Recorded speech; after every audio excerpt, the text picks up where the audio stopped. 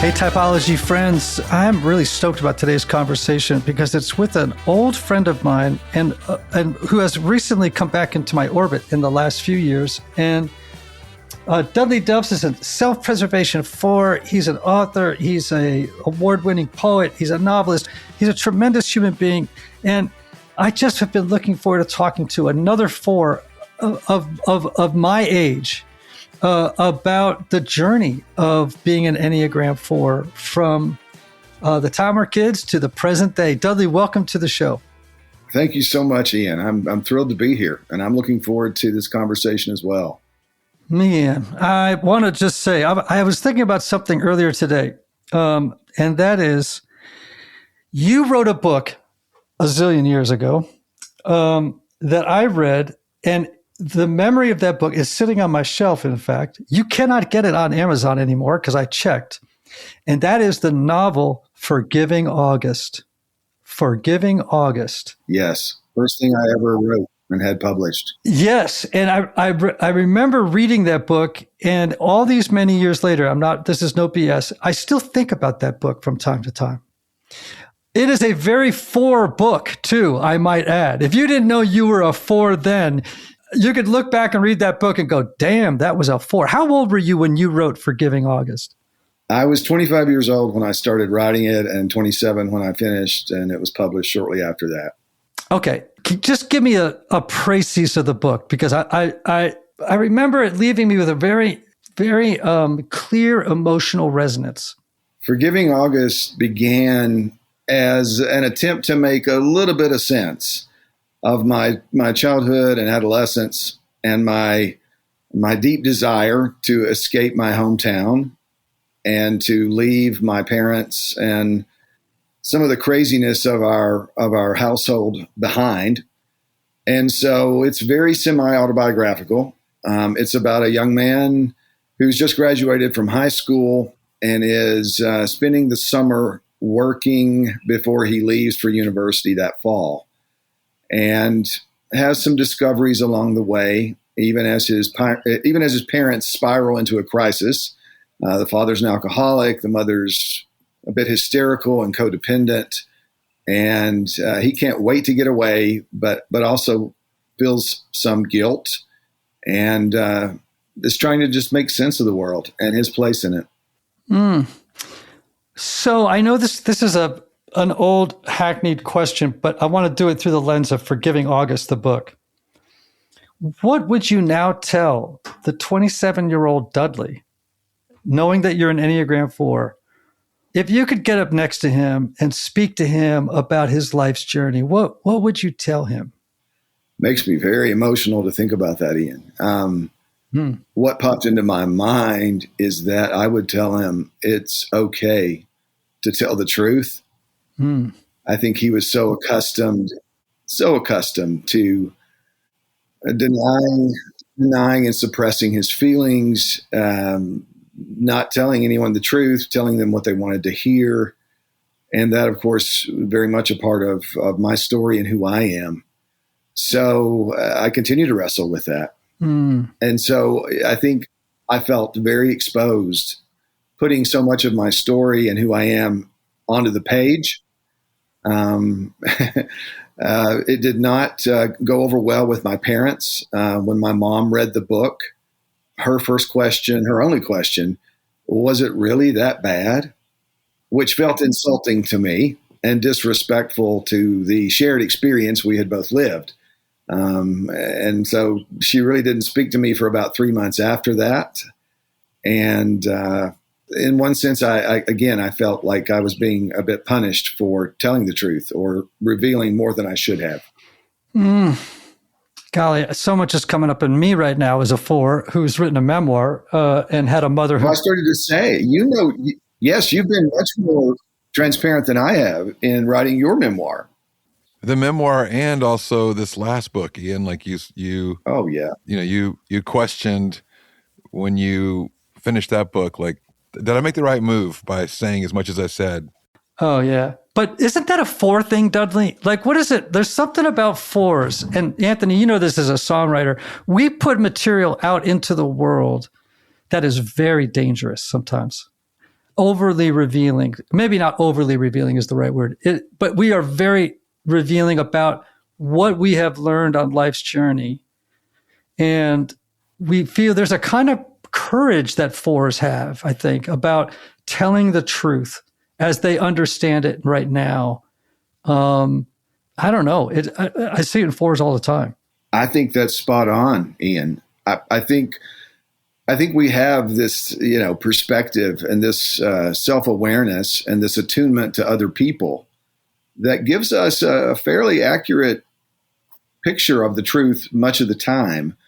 And yet we also doubt ourselves, question ourselves, feel like we don't belong. And so I think that dissonance, we tell our story, we tell the truth, and we want some validation or some sense of belonging or connection, both from some people who could say, yes, that sounds true, or that resonates. That's been my experience as well. It's amazing, isn't it? That idea that the highest, maybe one of the highest compliments you can give a four is, that sounds true. And the other compliment would be, you said clearly what I felt vaguely. Yes. That's another compliment. Yes, it is. That makes me think of why I love poetry, Ian. And that was really my first love. And, I got a graduate degree in creative writing poetry before going on to study literature and counseling and so forth. But poetry, it condenses things in a dynamic way and expresses what's not able to be expressed. If it succeeds, it gives voice to different aspects of who we are and our experience, that continues to resonate and to reveal as you come back to it again and again. So here's a crazy thing. Tonight I'm doing not a webinar, but I decided I was going to try something.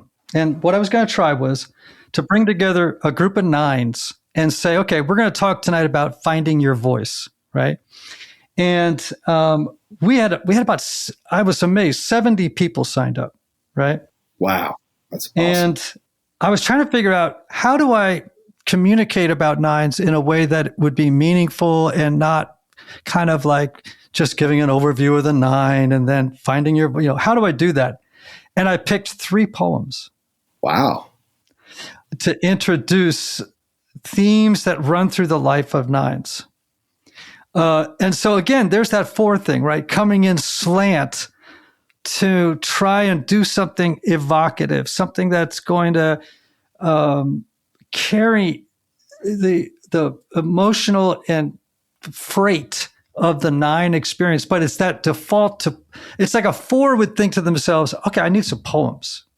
They don't think, again, it's that idea of coming in slant, never coming in through the front door, but trying to find another way into a person's heart.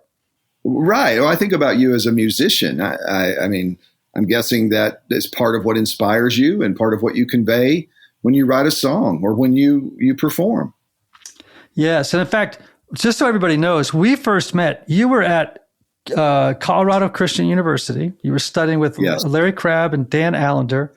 That was 1992, I think we first met. Yes, you're right. We've only recently, in the last 5 years, kind of reconnected. That's how I heard about the book Forgiving August, which if you can find it out there, people, you really should read Forgiving August. And Dudley, you may hate that I'm recommending it, because I know you may be thinking like, oh no, don't read that book. But it's a very tender, beautiful book. I appreciate that, Ian. I mean, yes, it does make me cringe in some ways.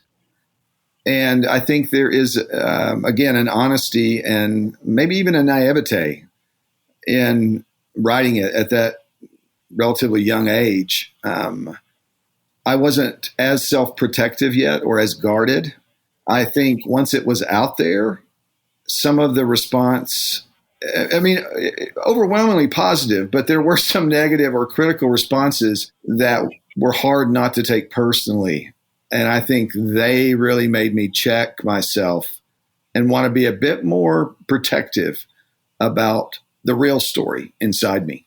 Oh, that's interesting. So tell me about that journey just for a second, because I happened to happen on a Los Angeles Times article about forgiving August, and it was quite nice in some ways. And so you know, it was critically received well in some corners. And I'm just wondering though, managing your story, like between the ages of 25 and now you're 65, is that what you are? So I'm not even sure. I'm 61. 68, 65? 61. 61. Yeah, don't 61. Go too far, okay. Please. Don't go too far. All right, so you're 61. Like, let's do it by decades. Like, how did you handle the story of suffering as a child in your 20s, 30s, 40s, 50s, and 60s? Like, what's the evolution of how you have stewarded your story? Wow. Oh man, that's a great question. And I can answer it, but even, you know, thinking about it, there's a kind of tenderness or something raw and vulnerable comes up. I think in my 20s, I relied a lot on information and education. So just learning about family systems and being an adult child of an alcoholic, family dynamics, all those kinds of things. That was, you know, very revolutionary and very significant, and definitely helped me feel not so alone in my experience. I think into my 30s and early 40s, I tended to be much more in denial and to rely on various addictions to keep the painful aspects of my story suppressed, keep them at bay. So I would act out, and there were some patterns of reenactment from some of the trauma or some of the childhood abuse I'd experienced. I didn't really see that at the time in a very clear, conscious way, but now looking back, it seems very, very apparent. I would say from my mid 40s into my early 50s, there was a sense of trying to make sense and integrate once again. A sense of middle age, wondering, what have I learned? What does matter most? Who are the people I care most about? And how is that affecting me? And how am I affecting them? Including, of course, you know, my wife and my 3 kids. I think in the last 5 years, and this definitely coincides with you and I being reacquainted, I've been much more intentional about trying to be unflinching at looking at my story, at looking what I experienced, what happened to me as a child, loving my parents, but also being willing to be honest about their shortcomings or things that harmed me, and wanting to move into this next season, maturity, in a way that is more whole, that is more holistic and healthy, more balanced, has more of that equanimity that I think is, of course, a strength for us 4s. Wow. I mean, your story sort of so follows mine in many ways, right? Like, I mean, this is the magic of the Enneagram, right? As you go, oh my gosh, you did that too. My 20s, and you know, I got to my late 20s. I got sober in my late 20s for the first time, and you know, so much pain. I've grown up with an alcoholic dad, and he died around that time from drinking, and then becoming a therapist and a priest was part of the information gathering, right? It was, how do I make sense of what it's like, I sometimes tell people, I think I felt like the way a person does when they step away from the scene of a really bad car accident that they've been in, and they look at the car they just got out of, and they go, how did I get out of that alive?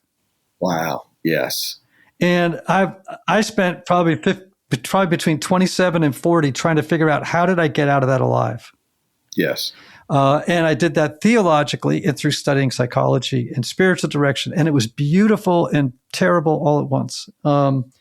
And like you, years of denial, addictions that dogged me to deal with that pain, years of trying to integrate it. And now I'd say arriving at a place where I'm trying to operate with two ideas at the same time, which are really important for fours. One is to feel like I have forgiven everybody, including me. Wow. And that I think that's taken me 40 years to say, I think I'm at a place where I can say, I think I've pretty much forgiven everybody. Yes. But also to have gratitude, to live with gratitude in my 60s. I think to die ungrateful is the worst of all things. Wow. I agree. I still struggle and tend to overlook gratitude and just the impact it can have if I'm willing to be very intentional about it. So I've tried to make that an ongoing practice, and it definitely will proactively prevent me from spiraling or sliding into tough spots when something triggers me or when I'm, circumstances are not going well.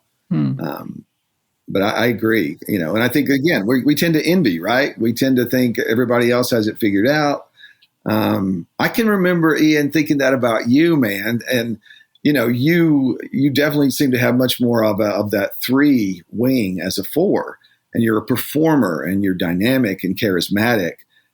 And I envied that because, I was much more comfortable kind of behind the scenes, a bit more low key, craved some of the spotlight, but I didn't want the glare of it. I didn't want the scrutiny of it. So I envied your ability to be out front and to be as open and honest and as vulnerable as you are in your music or your teaching or writing, all that you do.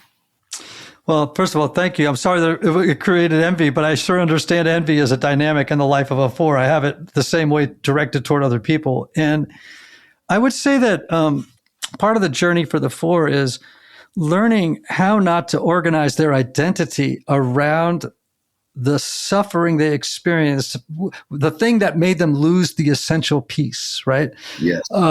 Which can, that feeling that arouses can produce good poetry or music or books, right? It can also make you a miserable human being. Yes. At the same time. I definitely now, I remember it was like such a realization to me. And I remember when it happened. I remember where I was and when I said it to myself. When I realized, Ian, your suffering is really ordinary. It's just ordinary. It's just not as epic as or mythological as you have created it to be in your mind. Yes. And lots of people grow up with alcoholic dads. Lots of people have wrestled with addiction. Lots of people have wrestled these things. Your suffering is just not that interesting. I remember saying that to myself. It's just not as interesting as you think. And it was a great gift and a great insult at the same time. No, it really is. Ian, it reminds me, I first discovered the Enneagram in the early 1990s when I was in that graduate program about the time you and I met. And my wife and I would read these description of the types, and we were both the poster children. She's a 9, just like your wife, and I'm a 4. And we were just literally just laughing until tears because the descriptions were so spot on for so many of our characteristics and struggles. But I remember being a little bit pissed. Like, does this mean I'm not as special as I think I am? Because right. I'm one of these 9 types, if they can quantify it or if they can describe it this way, then wow, I may not be quite so, alone and special as I think I am. Yeah. And yet that's what saves our lives eventually. Like just realizing that, yeah, your suffering is particular, but it's not unusual. That well said. It's certainly mine, and I've leveraged it in some ways to try and make something beautiful out of it. Yes. But and that's sort of, I guess, part of the call. You're a self-pres 4, which, as you know, is the counter type. So it's not like a social 4, which is the right. type that people think of when they think of 4s. We're the upside down version. I want to just educate our people for a second about it. So the social 4 wears their envy on their sleeve. Like you can see it. And they're the sad 4, right? The sad 4. You can almost feel this sadness radiating off them.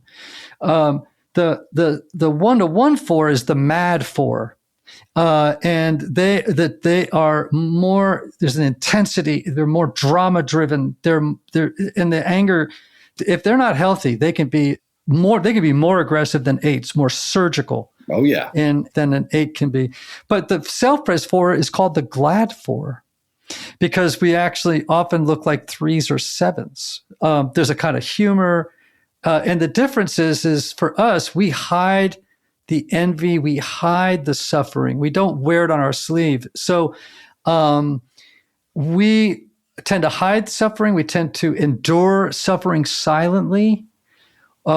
We work hard instead of complaining or voicing our longing and envy out loud. And we try to earn what others seem to have or seem to get naturally. Like, absolutely. Tell me about that for you. Like, was it a revelation when you learned about self-pres 4s like it was for me?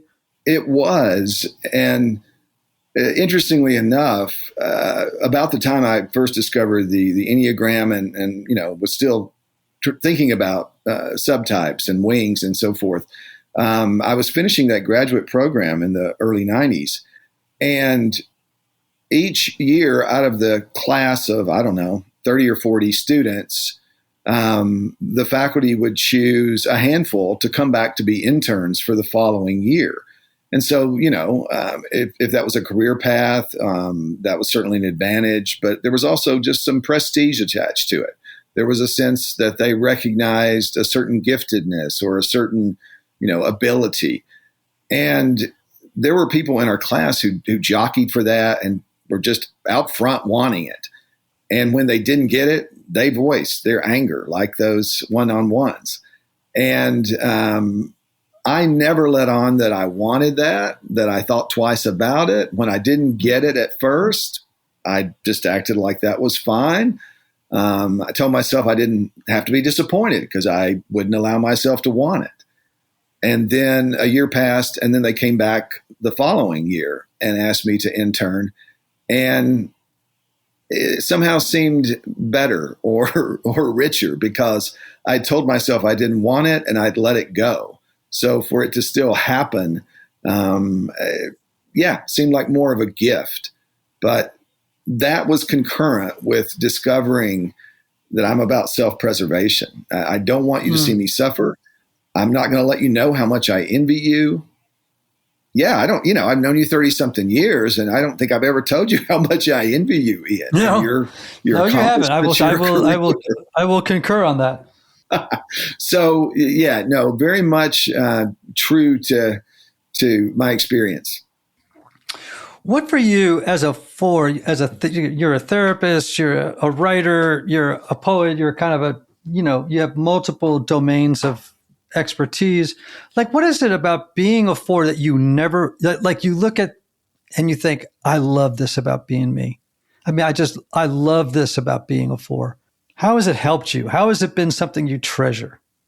I love being a 4 when I'm in that grounded place of gratitude and feel fully alive, enjoying often a sensory experience like, being on a hike or swimming in the ocean or, being at some phenomenal site or enjoying an event with people I love. I think there's a part of me that still pauses and makes note of that and goes, it doesn't get any better than this. And I am soaking up every ounce of it. I'm going to get the marrow out of the bone and love life and love the richness of it as much as I possibly can. So I love that about being a 4.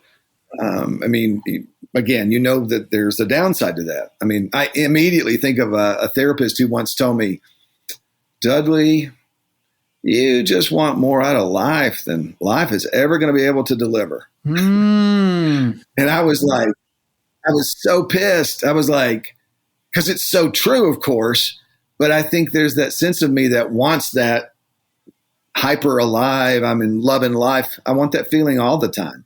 And of course, that's not realistic. Yeah. That's not how it works. You know, it's so funny. And Anthony, I'm going to ask you a question in 1 second. To me, what you're describing is those moments in my life where I feel a profound transcendent union with God, or as close as I'm going to get to it. Anthony, I'm going to ask you this question in a moment. I'm going to answer it first, but I'm going to give you a second to think about it. Okay. The question is, when did you last say to yourself, life doesn't get any better than this? When was the last time you said that to yourself? And I would say, the moment you said that, I was thinking back to one night, my son Aiden, who is gorgeous. He's a 7 on the Enneagram. He's in recovery like I am. And we've walked quite a life together. And we were, for many years, we would send each other YouTube clips of different orchestras and conductors playing Elgar's Nimrod variations. Okay, I know this is crazy. Classical music, too. Leave it to a 4, right? And if you've ever heard that, which I'm sure you have, it is the most 4 piece of music. It's only about 3 minutes long, and it is so exquisite. And we went to the Nashville Symphony one night because they were playing Elgar's Nimrod variations, and we sat in the audience. We had beautiful seats, and he sat next to me, and he put his arm around me. And I'm going to get choked up talking about this. Wow. Love it. And we were playing this piece of music, and we had our arms around each other sitting in the audience. And I thought, I just felt like the Holy Spirit had descended on that crowd or on the two of us. And we were having this experience. And of course, it was an aesthetic experience, which is very common for a 4 to light up like a Christmas tree on. But in that moment, I realized what I felt was the kind of that union with God and with the moment, that I don't know if other types get that to the same degree that 4s get it. I just don't know, but I suspect they don't actually, in a way, Yes, I agree with you. There's something that comes alive in us in those moments. Anthony, well, you got a moment like where you were like, it doesn't get any better than this? I mean, I've experienced that, I would say, at the lake that my family and I go to when I'm there with my kids and with my longtime friend who all of our kids have grown up together. It just doesn't get better than that. I mean, it's just like just enjoying each other, for a full 2 weeks and seeing them all enjoying themselves and enjoying each other, being with your kids. I'd say that's when that's the place I most experienced that feeling. I had another moment like that with Aiden one time at King's College Chapel in Cambridge, and we were sitting at evensong in the dark with just the candle lit in the and we were sitting in the choir stalls with the choir, and they were singing the Miserere Mei, and it was just another one of those moments where you're like, if I die right now, it's all right. That's great. That's awesome. Yes. Love it. That's what I love being a 4. Amen. Yes. Yeah. And then the challenge of needing to write about an experience like that, or to tell others about it. Absolutely. I mean, that makes me think of a C.S. Lewis quote about, to describe all the goodness in life or all the badness in life is virtually impossible. It's something to that effect, because you can't. I mean, how do you convey it? Again, that's where we come back to things like music and poetry, those things that are transcendent in how they communicate.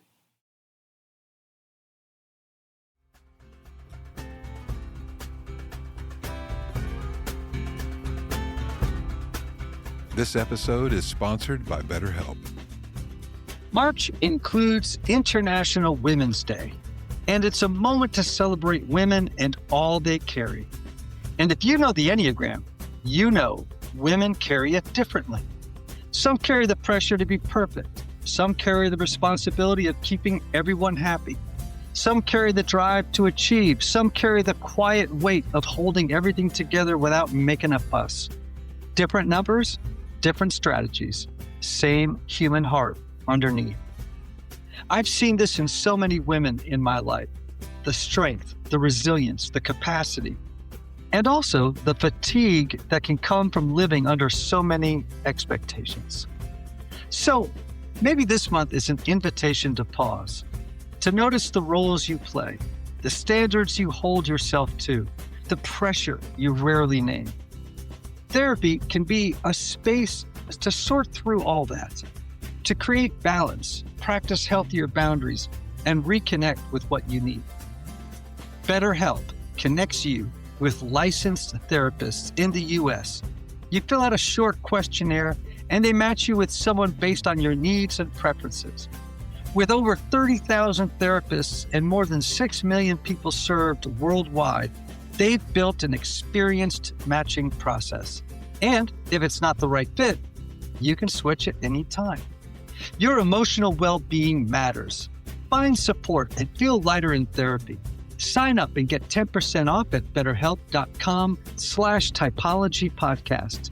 That's betterhelp.com/typologypodcast.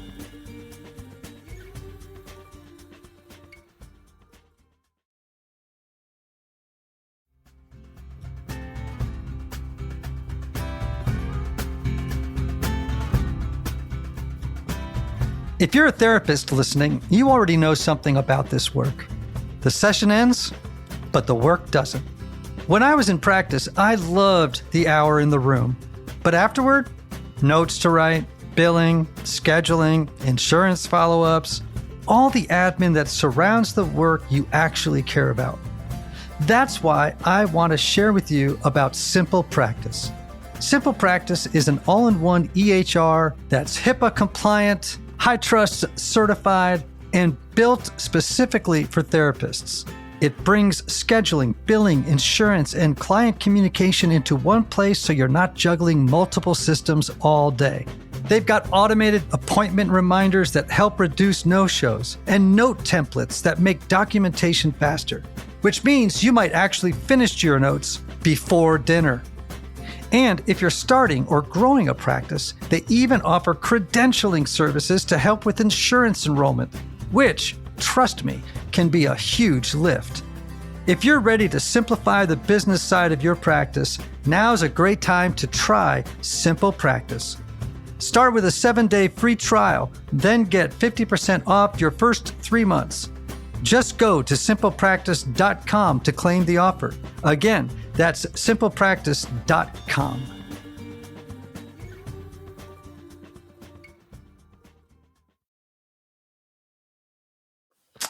So, when you think about your life now at 61 as a 4, do you feel like you've made peace with the past?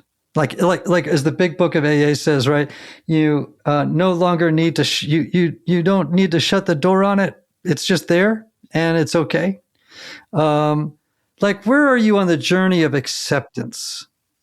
I'm sure there's still some acceptance that I might resist at times, but overall, Ian, I think, I'm further than I've ever been. I mean, even if I don't like it or I question it or, it's intensely painful, there's something about owning it as part of my story that feels good, that feels powerful, especially in thinking through some of the hardest parts of my life.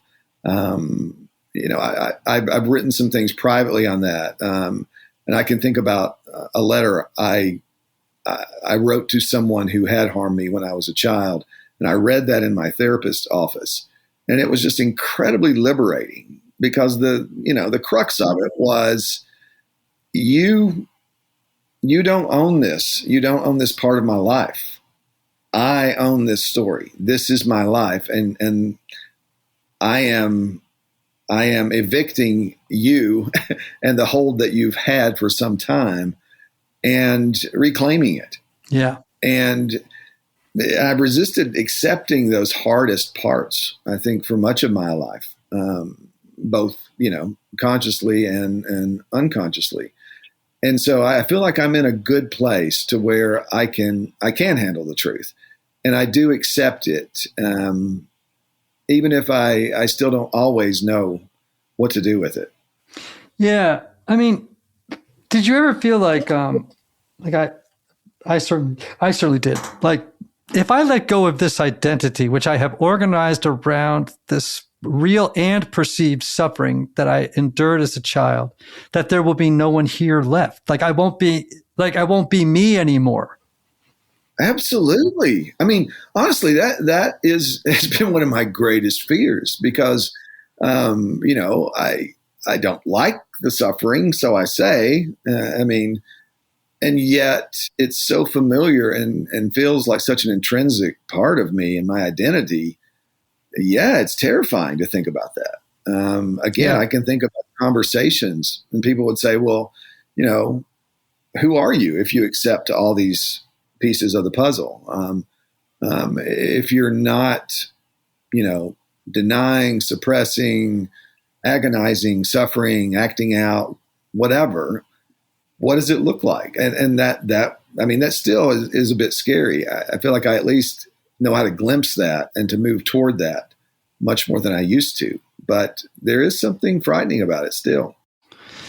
So I think I can say this without violating any anonymity here, right? Sure. You and I participate in a men's weekend where we function as therapists and Yes. Helping men whose lives are on fire. Yeah. Oftentimes with addictions and exploded relationships and lots of suffering in the room. Right. I've been on about 5 of those with you. Yes. And they're intense experiences, but we were doing a large group session at the most recent one a couple of months ago. Mm-hmm. And I had this moment. We were in the circle and everybody was going around, 50 guys in the circle. Everyone was going around giving one word to describe what they were bringing in for that session, right? So they could say anxiety, fear, anger, confusion, whatever it was, joy. Yes. And I was listening to these men going around, and suddenly a phrase came up, but it came up from my heart, not in my head. Mm-hmm. So it just came up into my conscious awareness from my heart. Mm-hmm. Yes. And I started to cry in the circle. And what came up was this phrase: everything's okay now. Everything's okay now. Yeah. And I thought, I waited a long time for that idea to come up out of my heart. Everything's okay now. Wow. Yeah. I don't know what to attribute that to except sort of grace and hard work, or I never know how that all pans out. But just that feeling of like, yep, everything's okay now. Wow. And now maybe I can help a few others try and take the next step toward that realization. Everything has always been okay, even when it wasn't. Yeah. Wow. No, I thank you for sharing that, Ian. It definitely stirs my emotions, and I know what you're talking about. I haven't had those particular words rise up, but there are moments like that especially in the last couple of years, where there is a sense of peace that's different or has more, has more depth or sustainability than I'm used to. And I can just kind of relax into it and like, oh. Yes. Yeah.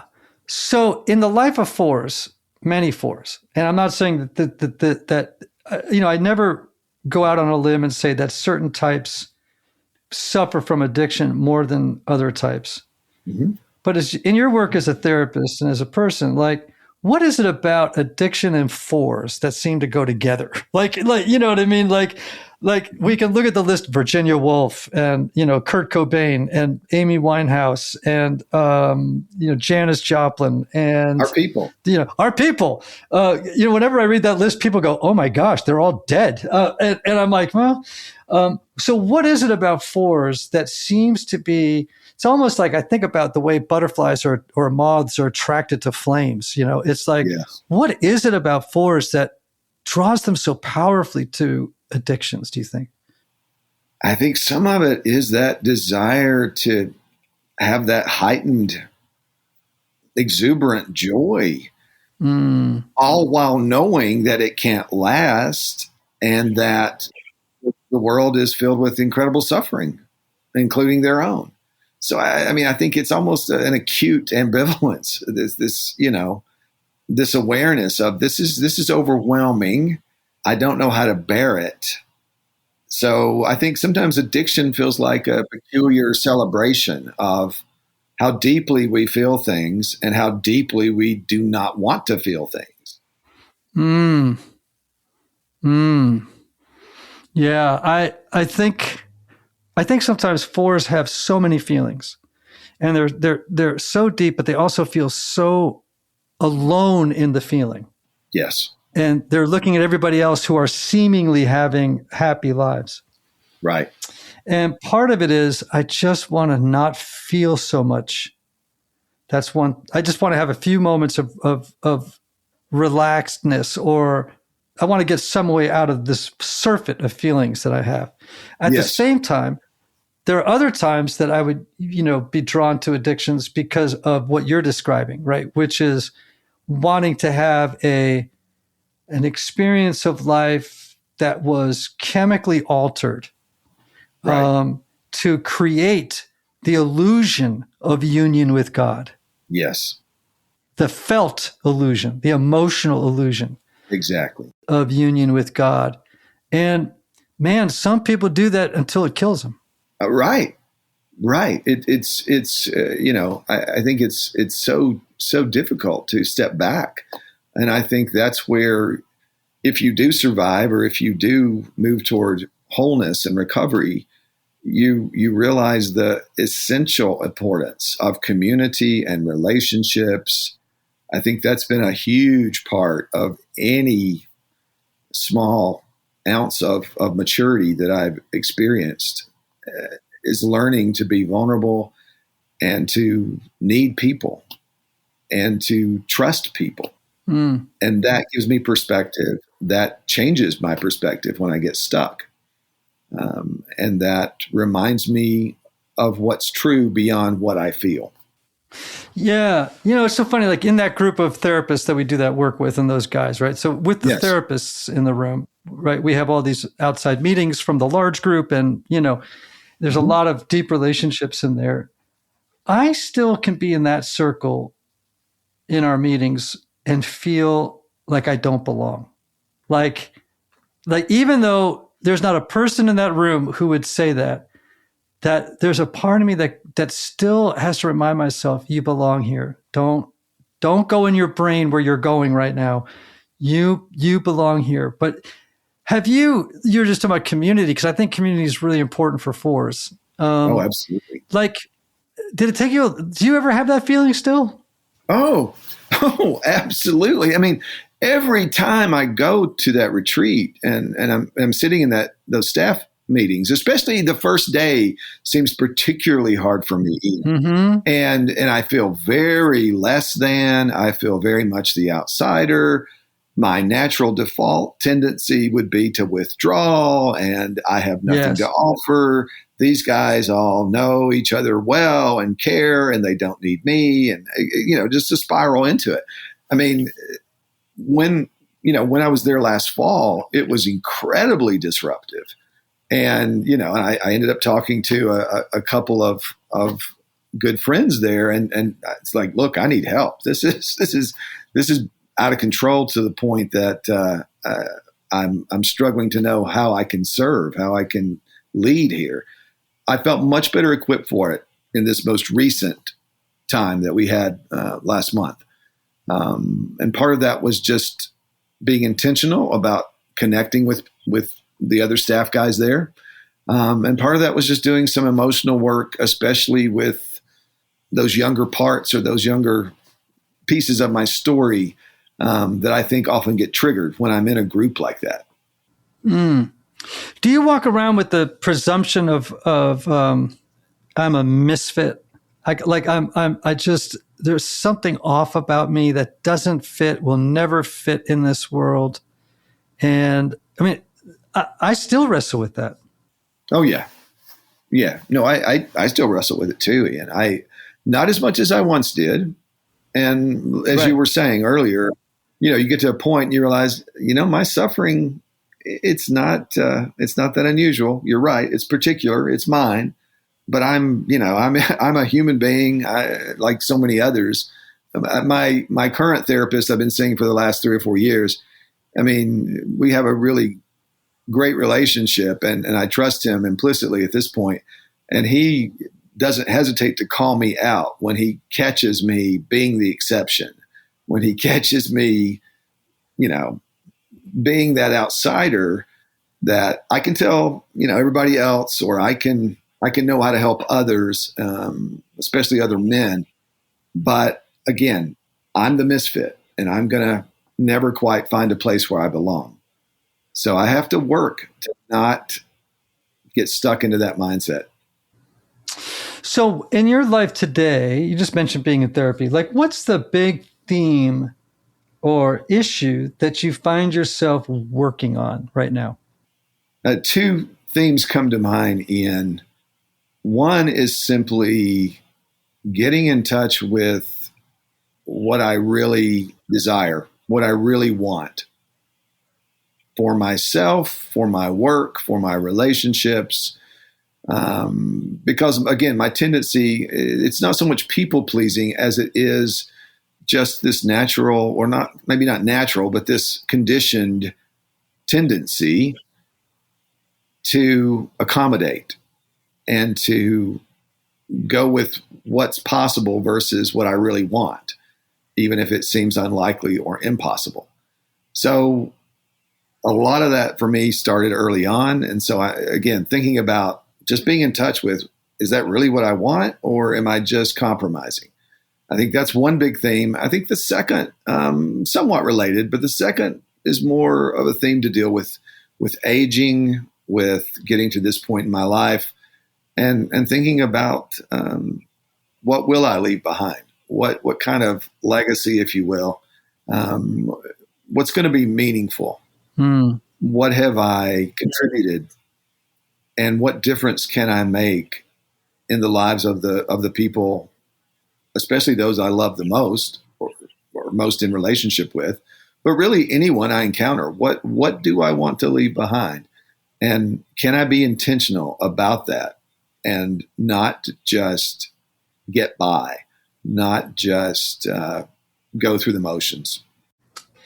Yeah. Well, there's if you ever get a chance, read, you probably already have, but read Elie Wiesel's Nobel Prize acceptance speech. He has this moment in it, and Anthony's heard me speak about this, that to this day kills me every time I hear it.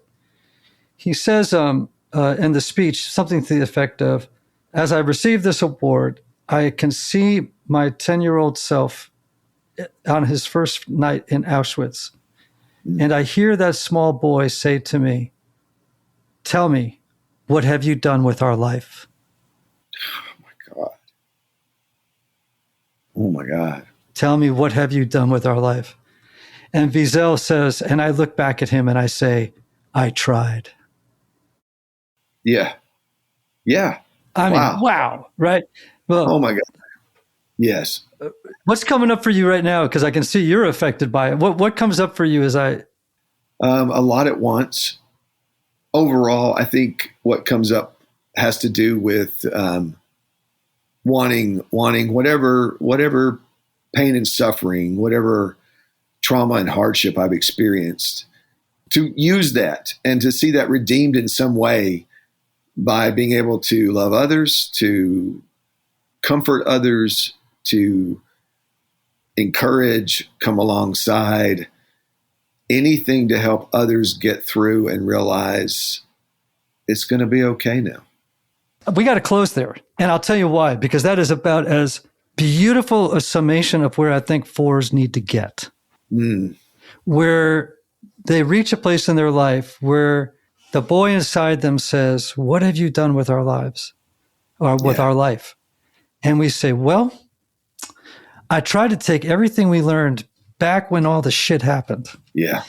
And I've tried to make sense of it in such a way that rather than letting the darkness swallow me, I tried to make something beautiful that was helpful to others.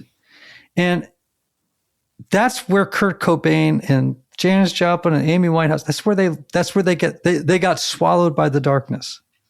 Yes. Versus the four that you're describing, who has been in the darkness, has found, I don't know, light or something to bring redemption to it all, and to help others find the same. Yeah, enough light through the cracks. Yeah, man. Dudley Delffs, what a great conversation, man. That was so four. This thing went so four. It's like people should go back and re-listen to it, people. So I do actually now have one more question for the sake of listeners. Sure. Fours are tricky people to love and understand. That we just know that. Like we're just complicated. Yes. If someone came to you and said, and I've had many people ask me this question at workshops and things like that, how do I love my four child, my four husband or wife, or my sister or my brother? Like, what word of advice would you give to someone? Like, how do you love a four? I think persistence is a big part of it. I think that continuity, and maybe, I think about my wife being a 9 and being very steady, very stable, very unflappable, very peaceful and peace-oriented. And sometimes it's frustrating because I want her to be as excited and passionate about life as I am.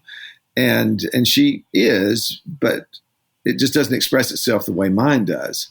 And so for her to continue to love me with the ups and downs, and to remind me she can love me for who I am and not just the incredible triumphs and the incredible screw ups, that's hard to bear, but it is also the kind of love that makes an enormous difference in my life. Beautiful. Well, Dudley, thanks for coming on the show, my friend. Oh, thank you, buddy. Thank you, Ian. This has been amazing. I really appreciate it. Anthony, you're a good man, and I know it's 4:00 and you got to run to catch an airplane, brother. I do. All right. All of you listening, man, Rich, thanks for letting me and Dudley just get all four all over you. And what a wonderful, wonderful conversation. And may you all have love, may you have joy, may you have peace, may you have healing, and may you have rest. Until next time.